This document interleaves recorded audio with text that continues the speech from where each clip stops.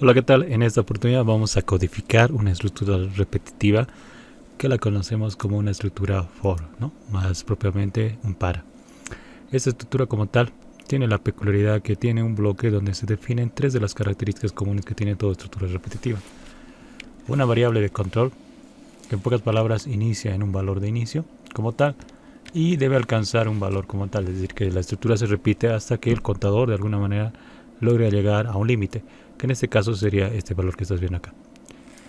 Y para poder llegar a ese valor desde el valor de inicio, desde el 1, acá se configura en este sector cómo va a ser su incremento, es decir, de cuánto en cuánto va a incrementar. Para el ejemplo que tienes acá, esta variable contador va a empezar en 1 y va a incrementarse de 1 en 1, es decir, que va a contar, si quieres verlo así, desde 1 hasta llegar a este límite que vendría a ser 10. Para poder codificar acá, simplemente tenemos que tener en cuenta lo siguiente. Acá tengo una representación genérica, ¿no? Esto es un esquema genérico donde tú ves acción A, acción B o acción C. Seguramente en un determinado problema vas a tener diferentes instrucciones. Simplemente lo estoy tratando de representar de forma genérica. Acá simplemente una aclaración, el límite hasta donde llega la variable que hace el proceso de contar o la variable de control también puede ser dinámico, es decir, que esto podría también ser una variable. Lo mismo, esto también podría ser una variable, dependiendo del contexto, y también esto podría ser una variable. Bueno, en este caso vamos a codificar una estructura bien sencillita. Desde acá vamos a hacerlo así. Tendríamos en primera instancia, considerando que tuviésemos el main como tal. Esto tú ya lo tienes en el editor de texto que trabajes. Y comúnmente tenemos esto, ¿no? Ahí. Esto no hay necesidad que tú lo incluyas. Solamente lo estoy colocando para que posteriormente haga un control C y un control V y lleve al editor que trabajamos. En todo caso acá hay un include.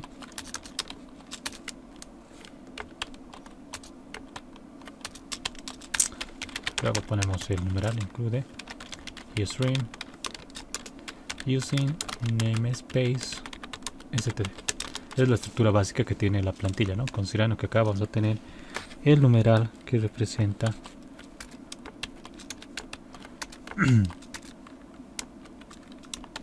como tal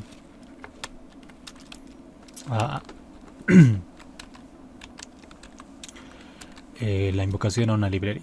¿Ya? Listo. EOStream es una librería que nos permite manejar entradas y salidas desde streams de la consola. ¿Ya? Por eso utilizamos este elemento. Bueno, de momento no te interesa ello, simplemente te interesa traducir las instrucciones que tienes en este punto, que los vas a colocar acá, en todo este sector.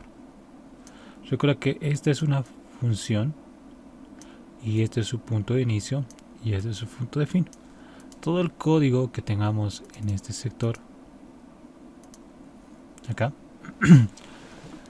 lo vamos a incluir en acá.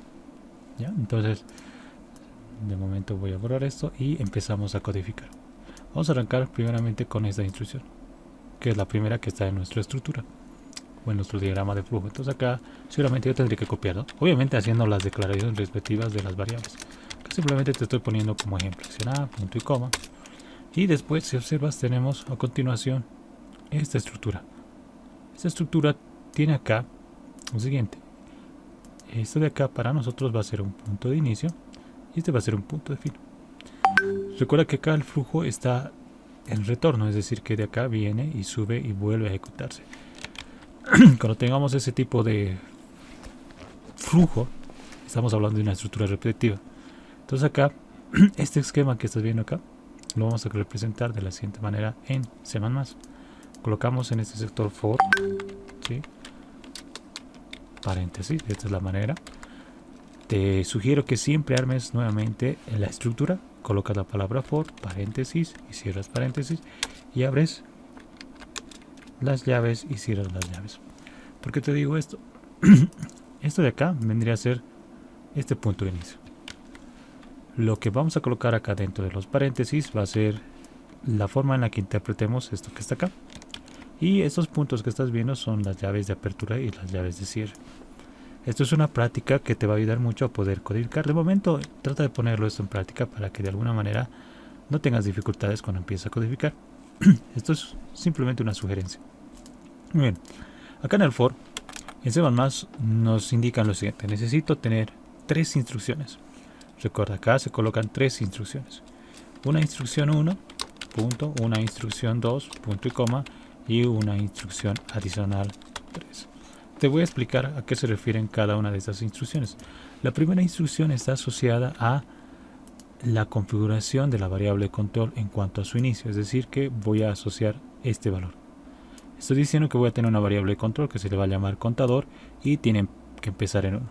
La primera instrucción está asociada a eso, es decir, que voy a colocar en qué valor arranca la variable de control. La siguiente instrucción, ¿sí?, que está dentro de los paréntesis, está asociada a una condición. No te vas a olvidar, condición. Esa condición comúnmente la vas a interpretar con la palabra while. ¿Ya? Esa palabra lo conoces, que en pocas palabras en inglés, traduciéndolo, sería mientras. Mientras, ¿sí?, algo pase. Mientras, te vas a acordar de esa palabra, mientras. Mientras algo pase, voy a hacer algo. Entonces comúnmente este mientras está asociado a esta variable cont. Entonces comúnmente colocamos mientras que la variable no haya alcanzado el límite. Esa manera de traducir ese término o esa afirmación la vamos a hacer de la siguiente manera: contador menor o igual que 10, dependiendo de los límites. Y finalmente la tercera instrucción es cómo es que esta variable contador, ¿sí?, va a llegar a 10. Y justo ese elemento lo tenemos acá. Acá tenemos el salto, ¿no?, de cuánto en cuánto va a ir incrementando o decrementando. Acá también te comento, esta estructura no necesariamente puede hacer que la variable de control contador incremente, sino que puede también hacer que decremente. Así que el contador podría empezar en 10, se me ocurre, y va a decrementar en 1 hasta llegar a 0. También puede ser válido eso.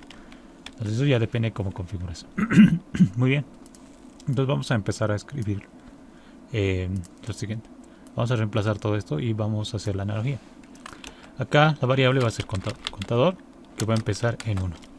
Primera instrucción, punto y coma. Recuerda que acá en el for colocamos en esos paréntesis 3 instrucciones. Primera instrucción asociada a con cuánto inicia el contador. Segunda instrucción es la condición, es decir, que el contador tiene que llegar de alguna manera a alcanzar 10. Entonces acá te había dicho que utilizamos la palabra mientras. Mientras que el contador sea menor que 10, entonces voy a repetir este ciclo. Muy bien.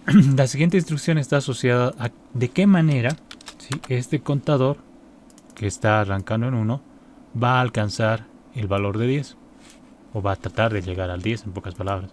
Entonces la otra instrucción está con el incremento de la variable. Revisa el material de qué son los contadores y me vas a entender esto. Acá lo que estoy haciendo es un contador, o la variable contador está tomando su valor, ¿sí?, y le está incrementando una unidad. Esta instrucción hace de que la variable incremente su valor en 1. Entonces, observa, primera instrucción donde la variable de control, contador, va a arrancar su valor en ese sentido. Siguiente instrucción, que está asociado a la condición de para, es decir, que voy a repetir todo eso que voy a colocar acá, mientras, ¿sí?, por eso te decía que la palabra clave es mientras que mi contador sea menor que 10. En este caso, si yo quiero que repita esto 10 veces, yo debo colocar acá menor o igual. Entonces vamos a corregir esto. Menor o igual que 10. Mi contador empieza en 1, y mientras que mi contador sea menor o igual que 10, eso está asociado a este valor. Voy a repetir las instrucciones. Y finalmente la última condición, que sería vinculada a el incremento de la variable. Es decir, que la variable contador tiene que incrementar su valor en una unidad para poder llegar al 10. ¿Sí? Entonces esas son las 3 instrucciones básicas que va a tener toda estructura de control. Ahora, esto es en este punto de aprendizaje de nuestra asignatura. Acá se pueden colocar más variables de inicialización, y de la misma manera acá también se podrían colocar no solamente esta condición, sino podríamos tener una combinación de condiciones, varias preguntas. Lo mismo acá, podríamos tener instrucciones que estén asociadas a incrementos de diferentes variables de control. Pero en este proceso inicial de aprendizaje, donde tú estás aprendiendo a codificar, considera siempre eso. ¿Ya? Entonces, muy bien, ya tenemos esto. Y si te das cuenta, en medio de estos dos puntos, en este de acá y este de acá, tenemos estas dos instrucciones. Estas dos instrucciones las vamos a colocar acá. Este de acá va a venir acá.